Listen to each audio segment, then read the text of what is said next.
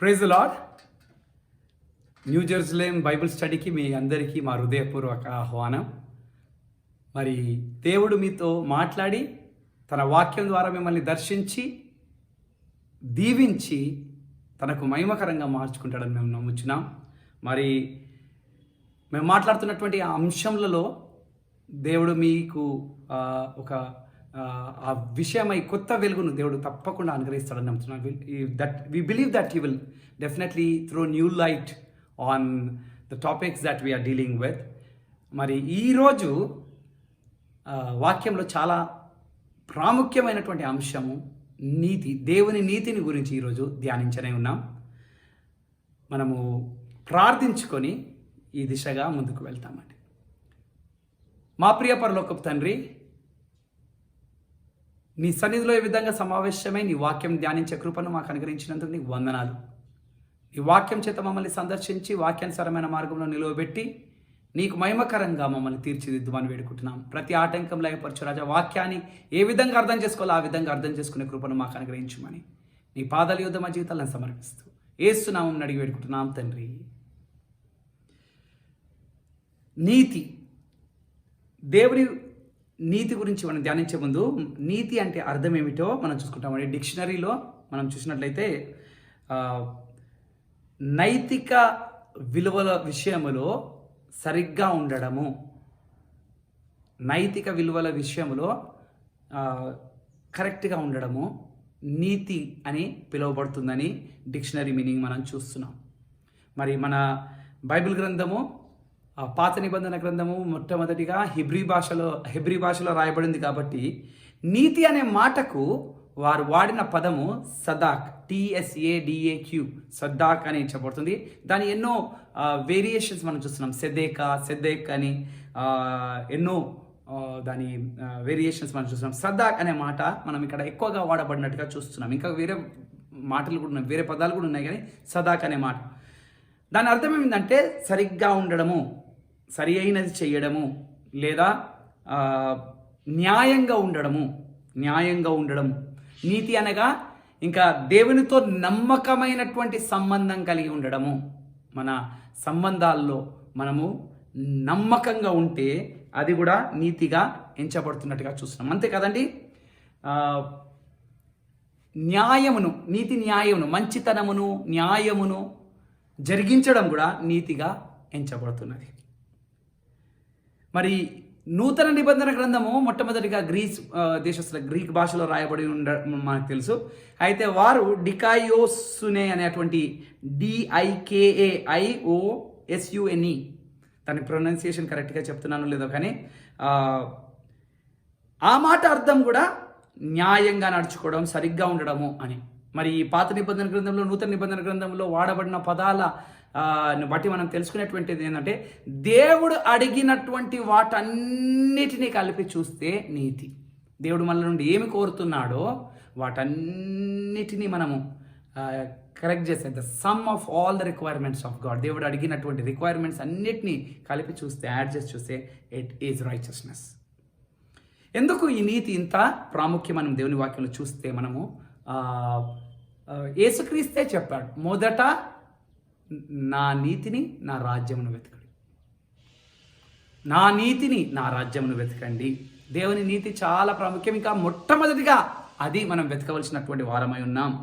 అంతేకాదు, మీ నీతి ఫరిసయ్యులు శాస్త్రుల నీతిని అధిగమించని ఎడల మీరు పరలోక రాజ్యంలోనికి ఏమాత్రం చేరరనే మాట మత్తయి సువార్త 5వ అధ్యాయం 20వ వచనంలో యేసయ్య చెప్పడం మనం చూస్తున్నాం. మరి సర్వాంగ కవచంలో ఎఫెసీయులకు రాసిన పత్రిక 6వ అధ్యాయంలో సర్వాంగ కవచం గురించి రాయబడింది. అందులో 14వ వచనంలో ఏమని రాయబడిందంటే నీతి అను మైమరువు, మనల్ని కాపాడే పైన ఉండేటువంటి బ్రెస్ట్ ప్లేట్ని నీతి అని పిలువబడడం మనము చూస్తున్నాం. నీతి అను మైమరువు గురించి వింటున్నాం. అంతేకాదు, హబక్కూకు 2:4, రోమీలకు రాసిన పత్రిక 1వ అధ్యాయం 17వ వచనం, మరి 4వ అధ్యాయం 3వ వచనం 17 నుండి అంతం వరకు, మరి 5వ అధ్యాయంలో కూడా, మరి గలతీలకు రాసిన పత్రిక 3వ అధ్యాయం 6వ వచనం, ఇవన్నీ ఏమని చెప్తున్నదంటే అబ్రహాము దేవుని విశ్వసించాడు, అది ఆయనకు నీతిగా ఎంచబడింది. మొట్టమొదటిగా ఇది ఆదికాండం 15వ అధ్యాయం 6వ వచనంలో చెప్పబడిన మాట.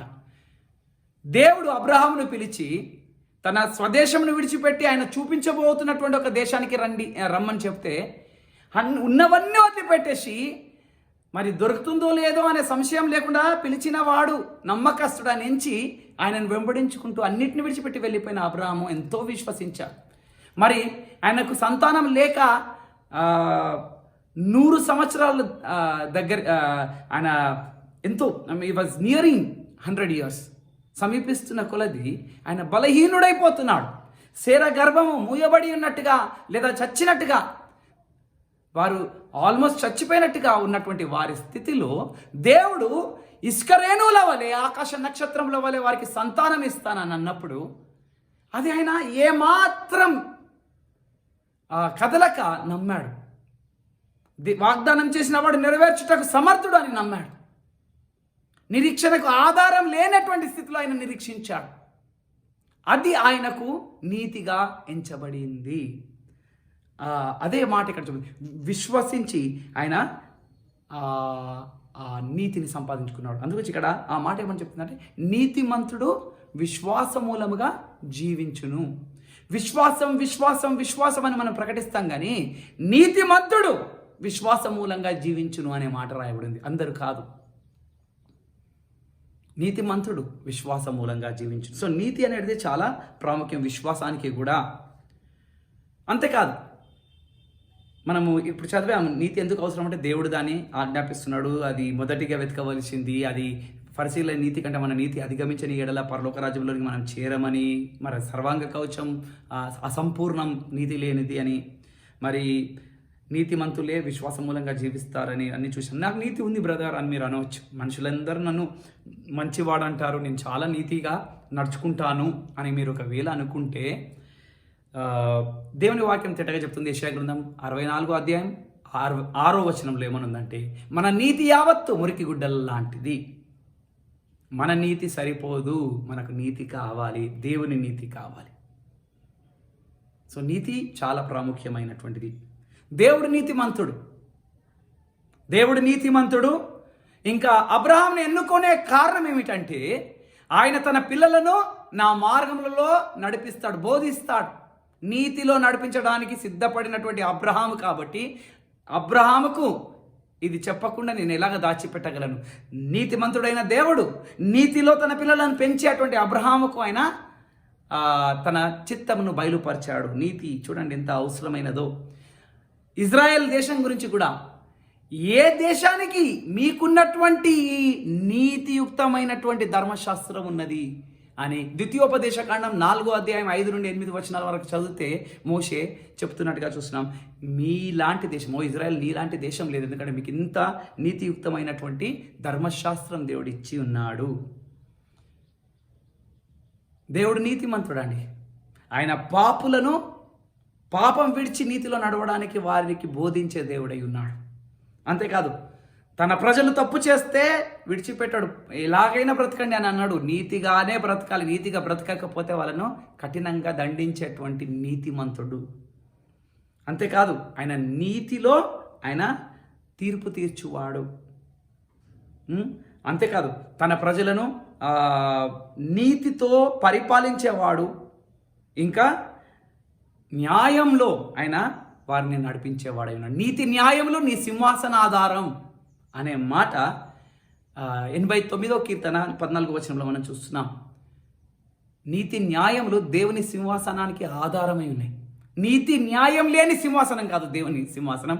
దేవుని సింహాసనం నీతి న్యాయములు గల సింహాసనం అయి ఉన్నట్టుగా మనం దేవుని వాక్యంలో చూస్తున్నాం. అంతేకాదు, ఆయన న్యాయమును జరిగించువాడు, న్యాయంను బట్టి చేసేవాడు, ఆయన న్యాయంగా నడుచుకునే దేవుడని చెప్పడానికి రుజువు ఏంటంటే, ఆయన అవినీతి పైన అనుదినమైన కోపమును చూపిస్తున్నాడని రోమీలకు రాసిన పత్రిక 1వ అధ్యాయం 18వ వచనంలో, అవినీతి పరుల అవినీతిని బట్టి ఆయనకు ప్రతి దినము కోపం పుడుతున్నదని 7వ కీర్తన 11వ వచనం, రోమీలకు రాసిన పత్రిక 1వ అధ్యాయం 18వ వచనంలో 2 సార్లు మనం ఇక్కడ చూస్తున్నాము. సో దేవుడు అంతేకాదు, కనికరించడంలో కూడా నీతి చూపించే, కనికరించడం కూడా మనం కనికరించడంలో కూడా ఆయన నీతిని మనము చూడవచ్చని 140వ కీర్తన 140వ కీర్తన 116వ కీర్తన 12వ కీర్తన 82వ కీర్తనలో మరి యెషయా 30వ అధ్యాయంలో కూడా మనము దేవుడు నీతిమంతుడు కనుక కనికరిస్తాడనే మాట చూస్తున్నాం.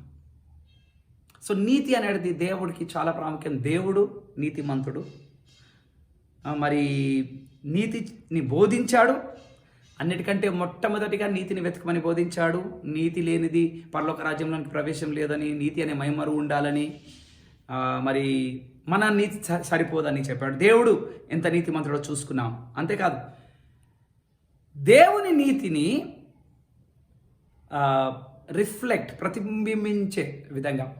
ప్రతిబింబించే విధంగా దేవుడు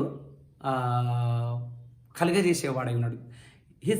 his righteousness is reflected in the lives of his people. సూర్యుని వెలుగు ఏ విధంగా చంద్రుడు రిఫ్లెక్ట్ చేస్తున్నాడో, చంద్రుడు స్వయం ప్రకాశిని కాడు, సూర్యుని వెలుగే అక్కడ నుండి రిఫ్లెక్ట్ అవుతుంది, ప్రతిబింబిస్తాడు ఆయన. సో ఆ విధంగా మనము కూడా ఆయన నీతిని కనపరిచే విధంగా మన జీవితంలో ఆయన నీతి రిఫ్లెక్ట్ అయ్యే విధంగా దేవుడు కార్యం జరిగిస్తాడు. అందుగురించే తన ప్రజలను నీతిమంతులు అని పిలువబడ్డం మనం చూస్తున్నాం. పాత నిబంధన గ్రంథంలో కానీ నూతన నిబంధన గ్రంథంలో దేవుని పరిశుద్ధులు అని పిలువబడుతున్నారు.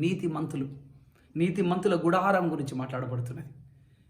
నీతిమంతుడు దావీదు చెప్తున్నాడు 37వ కీర్తనలో, నేను బాలుడై ఉండే ఇప్పుడు నేను వృద్ధుడై ఉన్నాను, అయితే నా జీవితకాలం అంతట్లో నేను గమనించింది ఏంటంటే నీతిమంతుడు విడవబడుట నేను చూడలేదు, తన పిల్లలు భిక్షార్చన చేయుట నేను చూడలేదు. 37వ కీర్తన 25వ వచనంలో దావీదు చెప్తున్నాడు. నీతిమంతుడు విడవబడ్డం కానీ ఆయన పిల్లలు భిక్షాటన అడగడం కానీ నేను చూడలేదు. నీతిమంతులు దేవుని చేత పోషింపబడతారు, సంరక్షింపబడతారు, నడిపింపబడతారు. సో ఆ మాట ఇక్కడ చెప్తుంది. అంతేకాదు యాకోబు పత్రిక 5వ అధ్యాయం 16వ వచనంలో నీతిమంతుని ప్రార్థన బహుబలమైనది, మనపూర్వకమై అది బహుబలమైనది. నీతిమంతుని ప్రార్థన దేవునికి ఇష్టమైనటువంటిది. అంతేకాదు నీతిమంతుల గుడారములో రక్షణ గూర్చిన ఉత్సాహ సునాదములు వినబడును. హల్లెలూయా! ఉత్సాహ సునాదాలు నీతిమంతుల గుడారాలు, ఇవి దీవెనలు నీతిమంతులకు ఇవ్వబడి. అంతేకాని అవినీతి పరుల మీద దేవుని కోపము కురిపింపబడుతుంది. మన అవయములను నీతికి సాధనలుగా అప్పగించాలి కానీ అవినీతి కొరకు అప్పగించకూడదు అని రోమీయులకు రాసిన పత్రిక 6వ అధ్యాయంలో 13వ వచనంలో చెప్పబడుతున్నది.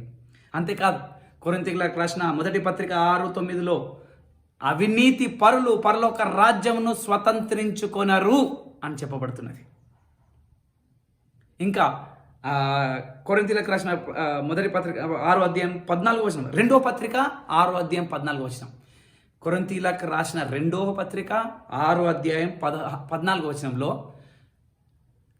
నీతికి అవినీతికి పొత్తు ఉండకూడదని రాయబడింది. ఒకే కాడి కింద వారు ఉండకూడదు. అవినీతి పరులతో నీతిమంతుల సాంగత్యం ఆడకూడదని రాయబడింది. సాంగత్యం కలిగి ఉండకూడదు, వారితో ఏ పోలిక, ఏ పొందిక, ఏ పొత్తు ఉండకూడదని దేవుని వాక్యంలో మనము చూస్తున్నాం. అవినీతి నుండి దూరంగా ఉండాలి. క్రీస్తు విరోధి, అంత్య దినములలో క్రీస్తు అని పిలువబడుతున్నట్టు ఆ క్రీస్తు విరోధి, అంత్యక్రీస్తు, అంతిమ క్రీస్తు విరోధి వాడు వచ్చినప్పుడు అవినీతి సంబంధమైనటువంటి మోసముతో, అవినీతి ఎలాంటి మోసంను కలిగిస్తుందో ఆ మోసపు శక్తితో వడుస్తాడు. ఇంకా నీతిని ప్రేమించకుండా దుర్నీతిని అభిలాష కలిగినటువంటి వారిని మోసం చేస్తాడు.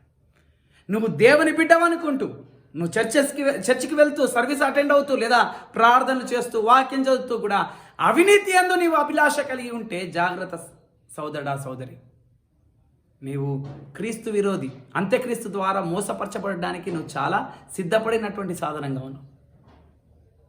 నువ్వు నీతిని ప్రేమించాలి. దేవుడు నీతిని ప్రేమించి దుర్నీతిని ద్వేషించువాడు. మనం కూడా అదే విధంగా ఉండాలి. కానీ మనం దుర్నీతి అంది అభిలాష ఉండి నీతిని ద్వేషించేవారుగా ఉండకూడదు, సత్యమును ప్రేమించని వారుగా మనము ఉండకూడదు అని దేవుని వాక్యం చేత నేను మీకు చెప్తున్నాను. నీతిని ప్రేమించక లేదా సత్యమును ప్రేమించకుండా దుర్నీతి అందు అభిలాష కలిగిన వారిని క్రీస్తు విరోధి అవినీతి సంబంధమైనటువంటి మోసపు శక్తితో వచ్చి వారిని మోసగించి శపింపబడే విధంగా వారిని నడిపిస్తాడు. శాపంలోనికి వాడిని నడిపిస్తాడని దేవుని వాక్యం ఇక్కడ చెప్పబడుతుంది. అంతేకాదు యోహాను రాసిన మొదటి పత్రిక 5వ అధ్యాయం 17వ వచనంలో ఏమని చెప్పబడుతుందంటే అవినీతి అంత పాపమే, దుర్నీతి అంత పాపమే, సమస్తపు అవినీతి అంత పాపమే, అవినీతిగా ఉంటాయి. సో నీతి అనేది చాలా ప్రాముఖ్యమని మనం చూస్తాం. అయితే సోదరుడా, నాకు నీతివంతులుగా ఇదంతా విని నాకు నీతిమంతుడిగా తీర్చిదిద్దబడాలని నాకు ఆశ ఉన్నది. ఎలాగా తీర్చిదిద్దబడగలుగుతామని మనం దేవుని వాక్యంలో చూస్తే మొట్టమొదటిగా నీవు అవినీతి నుండి మారు మనసు పొందాలనే ఆశ ఉండాలి. యెషయా గ్రంథం 55:7 వచనంలో మనం చూడవచ్చు. అది అవినీతి పరులు వారి అవినీతి పరమైనటువంటి తలంపులను మార్గాలను విడిచిపెట్టాలి. దుష్టులు వారి దుష్టత్వంను విడిచిపెట్టాలి అయితే అని దేవుని వాక్యం సెలవిస్తున్నది. అంతేకాదు యోహాను రాసినటువంటి మొదటి పత్రిక 1వ అధ్యాయం 9వ వచనంలో మన అవినీతి అంతటిని ఒప్పుకుంటే, మన పాపములను మనం ఒప్పుకుంటే క్రీస్తు యేసు తన రక్తము ద్వారా మన అవినీతి అంతటిని కొట్టివేస్తాడని, మన అపరాధములన్నింటినీ కొట్టివేస్తాడని దేవుని వాక్యంలో రాయబడి ఉన్నది. మనం మారు మనసు పొందాలి, మన తప్పులను మన అవినీతిని ఒప్పుకోవాలి, ఇంకా దేవుని యందు విశ్వాసం ఉంచాలి. రోమిలకు రాసిన పత్రిక 4వ అధ్యాయం 3వ వచనం, అదే 4వ అధ్యాయంలో 17 నుండి 24 వరకు, 5వ అధ్యాయం 1వ వచనంలో, గలతీయులకు రాసిన పత్రిక 3:6, యాకోబు పత్రిక 2:23, ఇవన్నిట్లో మనం చూస్తే విశ్వాస మూలంగా మనం నీతిమంతులుగా తీర్చిదిద్దబడతామని దేవుని వాక్యం సెలవిస్తున్నది. విశ్వాస మూలంగా నీతిమంతులుగా తీర్చిదిద్దబడతాం. యేసయ్య మనము అవినీతి పరులుగా ఉంటే, మన నీతి యావత్తు మురికి గుడ్డలతో సమానంగా ఉంటే, దేవుడు తన కుమారుడైనటువంటి నీతిమంతుడైనటువంటి నీతిశూరుడైనటువంటి యేసును ఈ లోకంలోనికి పంపించి, ఆ నీతిమంతుడైనటువంటి వాడు మన అవినీతి కొరకై ప్రాణం పెట్టి మనల్ని రక్షించాడు. తన రక్తంతో మన పాపములన్నింటినీ కడిగి శుద్ధీకరించాడు. అయితే ఆ మాట కృప ద్వారా ఇది చేశాడు. దాన్ని నేను నమ్మిన ఎడల ఆయన క్రియ నా జీవితంలో పనిచేస్తుంది అనేటువంటి మాట ఇక్కడ చూసాం. తద్వారా ఆ విశ్వాసం ద్వారా నేను నీతిమంతుడిగా తీర్చిదిద్దబడతానని దేవుని వాక్యం ఇక్కడ సెలవిస్తున్నదండి. నీతి మనకి ఇవ్వబడుతున్నది. మన పాపములను మనం ఒప్పుకుంటే వారి పాపములను, వారి అపరాధములను నేను ఎన్నడూ జ్ఞాపకం చేసుకొని వాటిని మన్నిస్తానని దేవుడు, వారు మారు మనసు పొందక ముందుకే దేవుడు నిర్ణయించి ప్రకటిస్తున్నట్టుగా ఎబ్రిలకు రాసిన పత్రిక 8వ అధ్యాయం 12వ వచనంలో చెప్పబడుతున్నది. అంతేకాదు యెషయా 43:25, 44:22, ఇర్మియా 33:8, 50వ అధ్యాయం 20వ వచనం, మీకా గ్రంథము 7:19, అపోస్తుల కార్యములు 13వ అధ్యాయం 38-39లో ఈ మాటలు పదే పదే చెప్పబడుతున్నది. ఏమంటే దేవుడే తన నిర్ణయం చొప్పున, తన కృప చొప్పున తన ప్రజల పాపములను కడిగి తుడిచివేస్తాడు. నాకు విరుద్ధంగా వారు చేసిన పాపములన్నిటి నుండి నేను వారిని క్షమిస్తాను, మన్నిస్తాను. ఇజ్రాయేల్ పాపము, యూదా దోషమును ఎంత వెతికినా దొరకకుండా నేను కడిగి వేస్తాను. సముద్రపు అడుగు భాగంలో వాటిని పాతి పెడతాను. ఇక ఎన్నటికి వాటిని జ్ఞాపకం చేసుకోను. ఎన్నడూ వారు పాపం చేయనంత శుభ్రంగా, వారు హిమం కంటే తెల్లగా అయిపోతారు. వారి పాపములు కెంపు వలె ఎర్రనివైనా హిమం కంటే తెల్లగా చేస్తాను. ఏ దోషం కనబడకుండా, మబ్బు ముడివిడి తొలుగు రీతిగా వారి అపరాధాలను తొలగిస్తాను. నేనే ఈ కార్యం జరిగిస్తానని దేవుడు మరలా ఈ వచనాల్లో ఆయన చెప్తున్నాడు. సోదరుడా, ఎంత ఘోర పాపినైనా యేసయ్య క్షమించగలుగుతాడు, మార్చగలుగుతాడు. మారు మనసు పొందితే, విశ్వసిస్తే, ఆయనలో నిలవడానికి ఆశ కలిగి ఉంటే. నీతి నిమిత్తము ఆకలి దప్పులు గల వారు ధన్యులు, వారు తృప్తి నొందెదరు. ఆకలి దప్పులు ఉండాలి. ఆ వాగ్దానం ఉన్నది. మత్తయి సువార్త 5వ అధ్యాయంలో ఆయన నీతి నిమిత్తం ఆకలి దప్పులు గల వారు ధన్యులు అనే మాట చెప్పబడుతున్నది. అలాగున్న ఎడల మన నీతిమంతులుగా తీర్చే దేవుడు అయి ఉన్నాడు. అంతేకాదు మనం చూస్తే కొరింథీయులకు రాసిన పత్రిక 1 కొరింథీయులు 1వ అధ్యాయం 30వ వచనంలో ఏమని చెప్పబడుతుందంటే, యేసే మన నీతిగా మారిపోతాడు. ఏసే మన నీతి అయిపోతాడు. మనం అవినీతి పరులముగా, నీతి లేని వారుగా ఉన్నటువంటి స్థితిలో మనం ఆయన దగ్గరికి వచ్చేసి మారు మనసు పొంది తప్పులను ఒప్పుకొని ఆయన కృప కొరకై వేడుకున్నప్పుడు, ఆయన నీతి మంతులుగా తీర్చిదిద్దు దేవా, నీ నీతి నాకు కావాలి దేవా అని మొరపెట్టినప్పుడు యేసుక్రీస్తు తానే మన నీతిగా మారిపోతాడని చెప్పబడుతుంది. అంతేకాదు అలాగా మారడానికి ఆయన ఏమయ్యాడంటే, ఏ పాపం ఎరుగని అటువంటి ఆ వ్యక్తి మన కొరకై పాపిగా కాదు, ఒక పాపిగా కాదు కానీ సర్వ పాపానికి ఆయనే కారణం అన్నట్టుగా ఎంచబడ్డాడు. పాపమే శరీరధారిగా వచ్చినట్టుగా ఆయన ఎంచబడ్డాడు. అంత ఘోరంగా శిక్షింపబడ్డాడు నీ కొరకు, నా కొరకు. పాపముగా ఎంచబడ్డాడు యేసయ్య. పాపిగా కాదు, పాపముగా ఎంచబడ్డాడు. ఏ పాపం ఎరగని దేవుని గొర్రెపిల్ల ఆయన పాపముగా ఎంచబడ్డాడు. ఎందుకంటే నీవు నేను దేవుని నీతిగా ఎంచబడ్డానికి ఆయన పాపముగా ఎంచబడింది. ఏదైనా మురికి బ్యాగ్ మనం ఏదైనా చెత్త పడేయడానికి తీసుకువెళ్తున్నాం అనుకోండి, మురికి వాసన, కంపు వాసన వస్తుంది, మురికి ఉంది అందులో. అలాగా పట్టుకొని అది రోత వాసన వస్తుంటే ముక్కు మూసుకొని అంత దూరంగా చేపెట్టి మనం పరిగెత్తుకుంటూ వెళ్ళి ఆ చెత్తని పారేస్తాం, దూరం విసిరేస్తాం. దాని నుండి ముఖం తింపుకుంటాం. యేసుక్రీస్తు ఈ లోక పాపంలో నీ పాపం నా పాపం మోస్తున్నప్పుడు తండ్రి తన ముఖం ఆ విధంగా తిప్పుకున్నాడు, అసహించుకున్నాడు. యేసయ్య నీ గురించి, నా గురించి, నీ పాపం అది ఆయన అసహించుకున్నాడు, కానీ అది యేసయ్య మీద మోపబడింది.